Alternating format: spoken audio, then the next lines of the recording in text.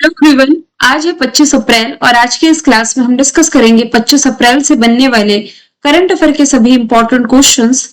Previous class में हमने देखा था भारत के पहले पेट्रोग्लिफ संरक्षण पार्क के बारे में, जो कि लेह लद्दाख में स्थापित किया जा रहा है सिंधु नदी के किनारे। हाल ही में चर्चे में रहा ओडिशा का जो सिजिप माली पहाड़ी है, बॉक्साइट खनन के कारण चर्चे में था, क्योंकि इसे आदिवासियों के विरोध का सामना करना पड़ रहा है। गगनयान मिशन, जो कि भारत का पहला मानव युक्त अंतरिक्ष मिशन है, 3 दिनों की अवधि के लिए ये भेजा जाएगा, जिसके तहत 3 अंतरिक्ष यात्रियों को लोअर अर्थ ऑर्बिट में भेजा जाएगा। आर्टेमिस 2 मिशन के बारे में हमने फैक्ट्स देखे थे कि ये नासा का मून मिशन है। चर्चे में रही जो अलीगढ़ की शेखा झील है, उत्तर प्रदेश की है, देश के 99 नंबर की, और उत्तर प्रदेश की 12वें नंबर की रामसर साइट बनी। भारत के 95 नंबर के ग्रैंड मास्टर अरिंदम घोष बने हैं। एप्पल के सीईओ जॉन टर्नर्स बने। यूके में आयोजित विश्व जलवायु नेता सम्मेलन में ग्लोबल ग्रीन आइकन से सम्मानित किया गया संतोष कुमार को ग्रीन नोबल कहे जाने वाला जो गोल्डमैन पर्यावरण पुरस्कार है, ये 6 महिलाओं को मिला है। R-37M मिसाइल ये रशिया ने विकसित की है, जिसे भारत ने खरीदने की घोषणा की है। तो सभी क्वेश्चंस हम देख चुके हैं प्रीवियस क्लास में। और देखिए, आज के इस क्लास में स्टेटमेंट बेस्ड क्वेश्चन केवल 2 हैं, तो मैंने सोचा कि स्टार्टिंग से ही चीजें आप लोगों के लिए टफ ना की जाए। स्टार्टिंग में हम इजी क्वेश्चन रखा करेंगे, स्टेटमेंट बेस्ड क्वेश्चन लास्ट में देखेंगे। पहला सवाल हमारा है, हर साल 23 अप्रैल को जो विश्व पुस्तक और कॉपीराइट दिवस मनाया जाता है, तो यूनेस्को के द्वारा 2026 के लिए किस शहर को विश्व पुस्तक राजधानी यानी कि वर्ल्ड बुक कैपिटल घोषित किया गया? तो ये घोषित किया गया है मोरक्को की कैपिटल रबात को। तो यहाँ से एक important day, world book and copyright day मनाया कब जाता है? अप्रैल महीने की 23 तारीख को, जिसके लिए रबात को विश्व पुस्तक राजधानी चुना गया। इसका मतलब ये है कि पूरे साल यहाँ पर किताबों और लेखकों से जुड़े अंतरराष्ट्रीय कार्यक्रम होंगे। इस बार की थीम है indigenous voices literature through ancestral languages. क्या मतलब हुआ इसका? हिंदी में यदि हम कहें तो स्वदेशी आवाजें, केवल की पॉइंट रिलेट कर सकते हैं। पैतृक भाषाओं के माध्यम से साक्षरता इसकी थीम रही है। यहाँ से सिर्फ इतना याद रखें कि 23 अप्रैल को ये जो इंपॉर्टेंट डे सेलिब्रेट किया जाता है, इस मौके पर विश्व पुस्तक राजधानी रबात को घोषित किया गया। 2025 के लिए विश्व पुस्तक राजधानी घोषित किया गया था रियो डी जेनेरो, ब्राजील को, और ये क्वेश्चन एग्जाम में पूछा गया था। इंडोनेशिया दुनिया का सबसे बड़ा द्वीप समूह, जिसमें कि 13,000 से अधिक द्वीप हैं, इसकी कैपिटल जकार्ता है। 2025 का जो बिम्स्टेक समिट आयोजित किया गया था, थाईलैंड की कैपिटल बैंकॉक में आयोजित किया गया था। मॉरिशस की कैपिटल पोर्ट लुइस, जो इस साल 9वें नंबर का हिंद महासागर सम्मेलन की मेजबानी करने जा रही है। यहाँ से यूनेस्को के भी फैक्ट देख लेते हैं। United Nations education scientific and cultural organisation headquarter Paris France में है। ऑड्रे अज़ौले वर्तमान समय में इसके प्रमुख हो जाएंगे। सवाल दूसरा है, ब्लूमबर्ग बिलियनर्स इंडेक्स 2026 के मुताबिक दुनिया के सबसे अमीर व्यक्ति कौन बने हैं? हालिया जारी रिपोर्ट के अनुसार जो एलन मस्क हैं, एलन मस्क जो कि स्पेस एक्स के मालिक है, टेस्ला जो कि ई व्हीकल निर्माता कंपनी है, ट्विटर के मालिक हैं, इनकी नेटवर्थ करीब 656 अरब डॉलर बताई गई है करंट में।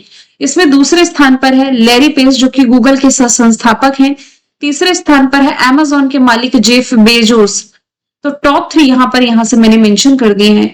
वैसे अभी एक और रिपोर्ट आई थी जिसमें कि भारत के सबसे रिचेस्ट पर्सन के लिस्ट में गौतम अडानी ने मुकेश अंबानी को पीछे छोड़ा था।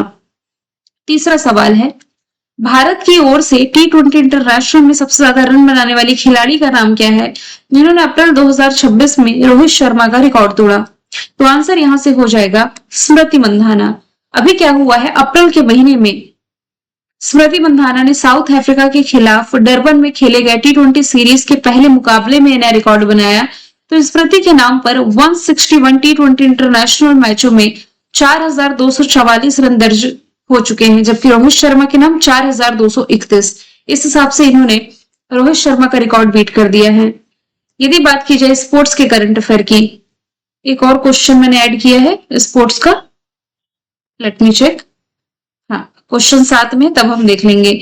यहाँ पर हम ऑप्शन के थ्रू एक्स्ट्रा फैक्टर देख लेते हैं, जैसे कि सैफाली वर्मा को हरियाणा राज्य महिला आयोग की ब्रांड एम्बेसडर बनाया गया। दीप्ति शर्मा महिलाओं के आईपीएल में खरीदी गई सबसे महंगी खिलाड़ी, 3.2 करोड़ में यूपी वॉरियर्स ने इन्हें खरीदा था। हरमनप्रीत कौर ये आईपीएल टीम में मुंबई इंडियंस की कप्तानी करती हैं। इनकी कैप्टनसी में मुंबई इंडियंस ने 2 बार महिलाओं का आईपीएल जीता है। स्मृति मंधाना की कैप्टनसी में रॉयल चैलेंजर्स बैंगलोर ने 2 बार महिलाओं के आईपीएल का खिताब जीता। वर्ल्ड इकोनॉमिक फोरम के द्वारा यंग ग्लोबल लीडर 2026 ये किसे चुना गया है या इस अवार्ड से किसे सम्मानित किया गया है? आंसर इसका ऑर्थर लॉ हो जाएगी। ऑर्थर लॉ जो है ये स्टोर फ्रेंडली एशिया के संस्थापक और प्रबंधक निर्माता है। ये यंग ग्लोबल लीडर्स है क्या? ये उन व्यक्तियों की पहचान करती है जो विभिन्न उद्योग और समाजों में भविष्य को आकार दे रहे हैं, और हर वर्ष दुनिया भर से हजारों उम्मीदवारों को नॉमिनेट किया जाता है। 40 से कम उम्र के 100 असाधारण लीडर्स को ही इसमें चुना जाता है। यदि मैं बात करूं हालिया अवार्ड एंड ऑनर्स की, तो ग्लोबल ग्रीन आइकन से जी संतोष कुमार को रिसेंटली सम्मानित किया गया। WWF नेशनल अवार्ड मिला अलीम यूसुफ को। MS स्वामीनाथन अवार्ड श्रीनिवास राव को। Harvard south Asian person of the year Sayani Gupta. Lata Dinanath Mangeshkar award Kailash Satyarthi. Kalinga institute of social science से नीता अंबानी नवाजी गई। चेतक स्क्रीन अवार्ड में बेस्ट डायरेक्टर रहे आदित्य धर। NBCC अवार्ड मिला अरुंधति रॉय को। एबल प्राइज गेट फार्टिंग्स को। ग्रैंड प्राइज मिला जुपल्ली कृष्ण राव को। ज्ञानपीठ अवार्ड बैरामथु को। स्टॉकहोम जल पुरस्कार काव्य अहमदानी। सरस्वती सम्मान रामकुमार मुखोपाध्याय। संगीता कलानिधि सम्मान जयंती कुमारी। वायली रिसर्च हीरोज प्राइज मिला चंद्रकांत लहरिया को। इंदिरा गांधी शांति निरस्त्रीकरण अवार्ड ग्लासा मार्शेल। और भारतीय रेलवे का सर्वोच्च सम्मान जीता है चंदना सिन्हा ने। सवाल नंबर 5वां है, किस देश ने 2008 के बाद पैदा हुए लोगों पर जिंदगी भर तंबाकू से जुड़ी चीजें खरीदने पर वर्ष 2027 से यानी कि अगले साल से बैन लगाने का कानून लागू किया है? यानी कि ऐसे बच्चे जो 2008 के बाद पैदा हुए हैं उन्हें जिंदगी भर तंबाकू से जुड़ी चीजें खरीदने पर बैन लगाया जाएगा अगले साल 2027 से, और ऐसा फैसला किया है ब्रिटेन ने। ऑप्शन सी राइट आंसर हो जाएगा। यहाँ की संसद में बिल पास हो चुका है और सिर्फ किंग चार्ल्स तृतीय की ऑफिशियली यहाँ पर मंजूरी बच गई है, जिसके बाद ये कानून बन जाएगा। ये बिल 2 साल पहले लाया गया था 2024 में। नए नियम के अनुसार 1 जनवरी 2027 से ये एज अ लॉ लागू हो जाएगा। अब यहाँ पर उम्र के हिसाब से कानून लागू होगा, क्या मतलब हुआ इसका? 1 जनवरी 2027 यानी कि अगले साल से तंबाकू खरीदने की जो मिनिमम एज है ये हर साल 1 साल बढ़ेगी। कैसे? यानी कि अगर 2027 में जो मिनिमम एज है ये 18 साल है तंबाकू खरीदने में, तो इसके 1 साल यानी कि 2028 में यही 18 साल में ये 19 हो जाएगी। यानी कि तंबाकू खरीदने की या तंबाकू से जुड़े प्रोडक्ट खरीदने की जो उम्र है ये 19 साल हो जाएगी। फिर 2029 में ये 20 साल, कुछ ऐसे ही चलता चलेगा। तो जो लोग 2009 या उसके बाद पैदा हुए हैं वे कभी भी कानूनी तौर पर सिगरेट नहीं खरीद पाएंगे। कहने का मतलब ये हुआ। न्यूजीलैंड ये कानून लागू करने वाला पहला देश था जिसने की आइडिया दिया था कि एक तय साल के बाद पैदा हुए लोग कभी भी सिगरेट नहीं खरीद पाएंगे। यूके की कैपिटल हो जाएगी लंदन, जो कि टेम्स नदी के किनारे है। दुनिया का सबसे भीड़ भाड़ वाला शहर ये लंदन है। ट्रैफिक इंडेक्स में ये टॉप पर रहा है। फ्रांस की कैपिटल पेरिस, जिसने 2024 के समर ओलंपिक खेलों की मेजबानी करी थी। यहीं पर आप एफएल टावर पढ़ते हैं और यूनेस्को का मुख्यालय पढ़ते हैं। स्पेन 16 साल से कम उम्र के बच्चों के लिए सोशल मीडिया का उपयोग बैन करने वाला यूरोप का पहला देश बना है। सवाल 6वां है, किस खाड़ी देश ने दुनिया का पहला एयर टैक्सी स्टेशन शुरू किया है? तो आंसर इसका हो जाएगा UAE। जैसे कि आप टैक्सी इस्तेमाल करते हैं ना, ओला उबर इस्तेमाल करते होंगे, तो वो तो भाई सड़क पर चल रही है, लेकिन हवा में चलने वाली भी टैक्सी चलेगी। अब UAE के शहर दुबई ने दुबई इंटरनेशनल एयरपोर्ट के पास दुनिया का पहला एयर टैक्सी स्टेशन शुरू कर दिया है और इसका उद्देश्य है यात्रा के समय को कम करना। ये 320 किलोमीटर प्रति घंटे की मैक्सिमम स्पीड से 160 किलोमीटर तक की दूरी तय कर सकते हैं और इस इलेक्ट्रिक टैक्सी में एक पायलट के साथ 4 यात्री बैठ सकते हैं। यूएई की कैपिटल अबू धाबी, करेंसी दिरहम, प्रधानमंत्री राशिद अल मखतूम, राष्ट्रपति खलीफा बिन जयाद अल नहयान है। जो यूएई है ना, इसने समीना काउंसिल लीडर समिट 2026 के दौरान दुनिया का पहला 6 गीगाहर्ट्ज इंटरनेट शुरू किया है।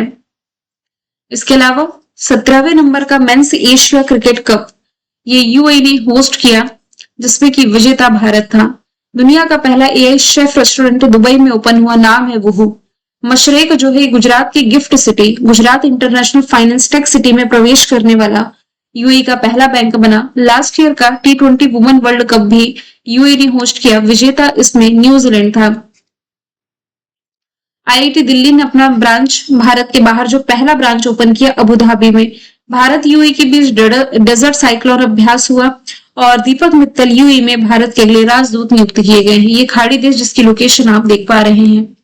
अब दुनिया के पहले देश पर एक नजर डालें तो डिजिटल जनगणना शुरू करने वाला पहला देश भारत है।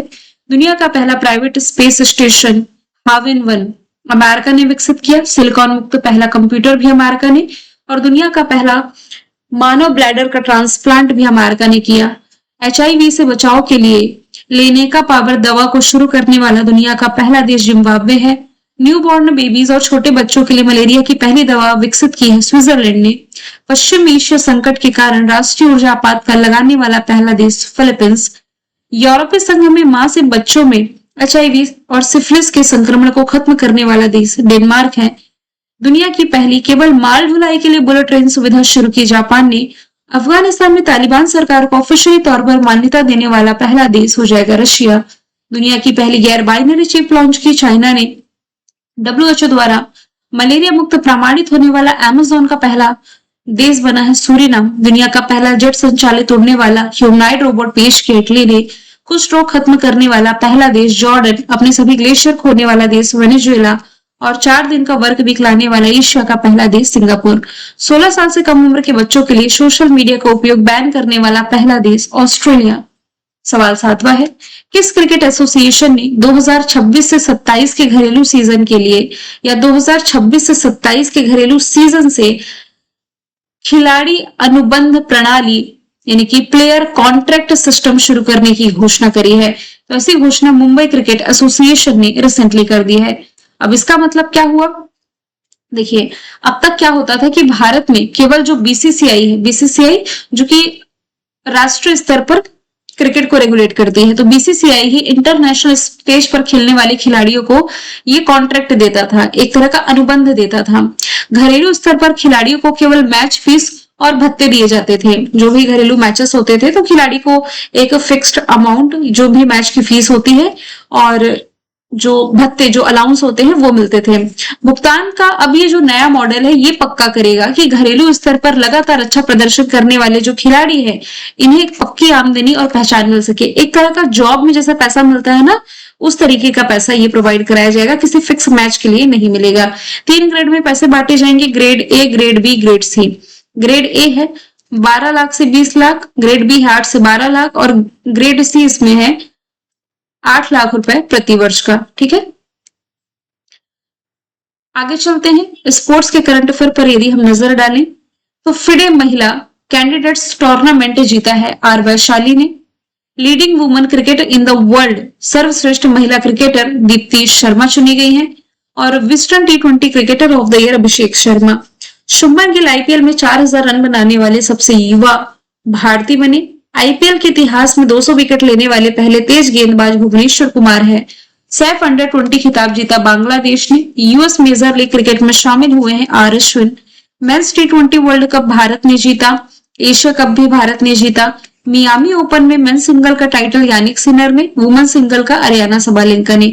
महिलाओं का आईपीएल जीता आरसीबी ने और आईपीएल के इतिहास की सबसे महंगी टीम यही बनी। संतोष ट्रॉफी सर्विसेज ने, pro wrestling league Haryana thunder's ने, सैयद मुश्ताक अली ट्रॉफी झारखंड ने, Sultan Azlan Shah hockey cup Belgium ने, डेविस कप जीता इटली ने। सवाल 8वां है, क्वेश्चन है मरीन स्पैटियल प्लानिंग लागू करने वाला भारत का पहला राज्य कौन बना है? तो आंसर इसका ओडिशा हो जाएगा। ओडिशा एमएसपी, देखिए ये एमएसपी मिनिमम सपोर्ट प्राइस नहीं है, ये है मरीन स्पैटियल प्लानिंग, ये लागू करने वाला पहला राज्य बना। ये समुद्री संसाधनों के संतुलित उपयोग के लिए महत्वपूर्ण योजना है। मैं आपको बहुत ही इजी लैंग्वेज में समझा देती हूँ ये मरीन स्पैटियल प्लानिंग है क्या। देखिए इसका मतलब ये हुआ कि समुद्र का नक्शा बना करके प्लानिंग करना। जैसे कि हम शहर में जमीन का उपयोग करने के लिए क्या करते हैं, प्लानिंग बनाते हैं कि कहाँ पर घर बनेंगे, कहाँ पर पार्क होगा, कहाँ पर फैक्ट्रियां लगेंगी, वैसे ही ये जो मरीन स्पैटियल प्लानिंग है ना, इसके तहत ये किया जाता है कि समुद्र के जो हिस्सा है, मतलब किस हिस्से का इस्तेमाल किस काम के लिए किया जाएगा, ये इसमें डिफाइन होगा। तो ऐसा करने वाला राज्य ओडिशा है। ओडिशा की राजधानी भुवनेश्वर, मुख्यमंत्री मोहन चरण मांझी। चिल्का झील रामसर साइट में शामिल पहली झील है, ये हमने देखा था करंट अफेयर की क्लास में। भीतरकनिका सिमलीपाल नेशनल पार्क है यहाँ पर। नीति आयोग द्वारा जारी राजकोषीय स्वास्थ्य सूचकांक में ओडिशा अचीवर कैटेगरी में टॉप पर है। प्रसिद्ध रेत कलाकार है सुदर्शन पटनायक।